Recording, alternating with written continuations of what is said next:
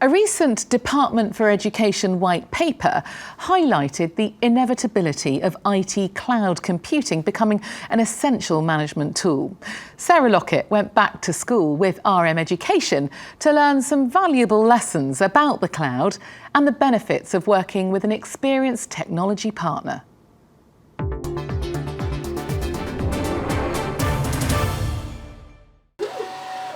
Three-dimensional objects take shape at University Technical College, Oxfordshire in Didcot, which specialises in engineering and science. We've got a 3D printing suite here at the UTC, and students are manufacturing and making products there. And if you go in there now, right this minute, they're all whizzing away, and they're all manufacturing their prototypes and their components for their engineering projects.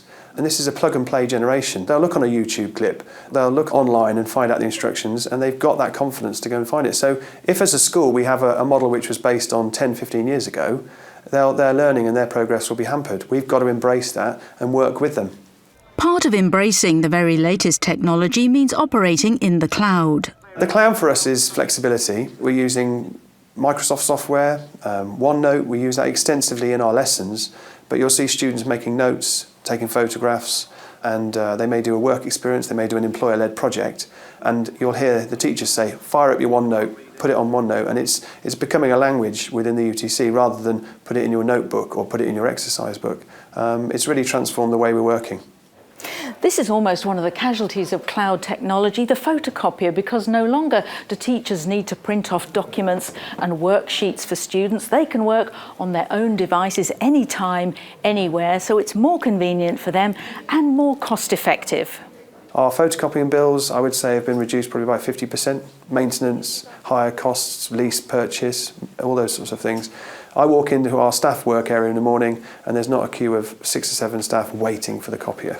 The success story here has been achieved with technology partner RM Education, which is hardware and software agnostic, offering Google, Apple, Microsoft and others. No stones unturned when it comes to IT. It's such a critical part of the running of the school, and it's probably the second most expensive part of running the school after the actual staff salaries. IT just works. It has to be the fourth utility. You expect your electricity, you expect water to come out your taps. You should just expect IT to be available. We think about the kids and what they're doing in the classroom to make sure that teaching lesson is not interrupted. And that's a really, really important thing for RM, because we want our staff to be there to help actually kids get the most out of the technology. It's not that the technology works, it's what values they're adding into the classroom. RM Education also works with multi-academy trusts where cloud technology is essential to streamline management plus teaching and learning across different sites. The National Education Trust sponsors 6 primary schools and is working with RM throughout. What I needed to have access to very quickly was assessment data that was meaningful and comparable. So when I go and report to the board, they want to know how Key Stage 1 students are performing right the way across the trust. I'm absolutely convinced by it, not only in terms of its efficiency, in terms of its cost savings, but in terms of the geographical spread of our schools across the trust. Having cloud-based technology and schools anywhere being able to access that will mean that we'll be able to be much more efficient.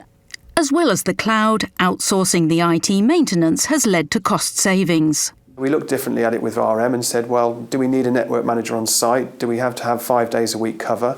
Or actually, can we have remote access, remote support, and then intermediate support as and when it's needed? And that has worked. There are 2 very clear elements that you need to consider.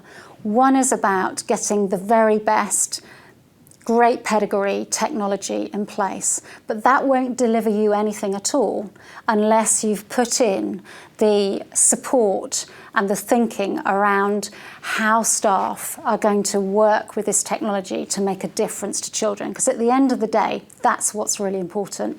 Not how fast and whizzy it is, but what difference it's actually making to the life chances of the children that we're working with.